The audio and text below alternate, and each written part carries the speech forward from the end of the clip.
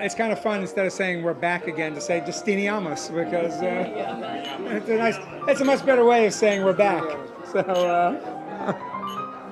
and what are we toasting with now?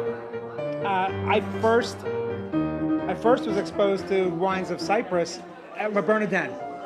For dessert one night, they said to me, "We've got this really interesting wine from Cyprus." Yes, you're right. You're absolutely right.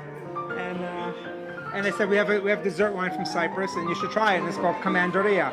So I tried it, and I thought it was great because it has a lot of those fortified wine, port-like flavors, without having the heaviness of it.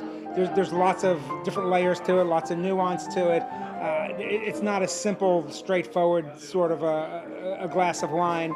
But I did some homework when I got home, and it's a fascinating story. This is, legend has it that this was a wine served at King Richard the Lionhearted's wedding. And if you want to talk about the marketing of wine, we know as there's that beer from the middle of the country that's known as the King of Beers, but this was known as the Wine of Kings and the King of Wines. So long before Anheuser-Busch co-opted the King title, it was being used on Cyprus for this Commandaria, which is made from the main native grapes, Mavro and Zenestri, excuse me, and it's made in a really interesting way, like other cultures, to get a concentration of the flavors in the grapes.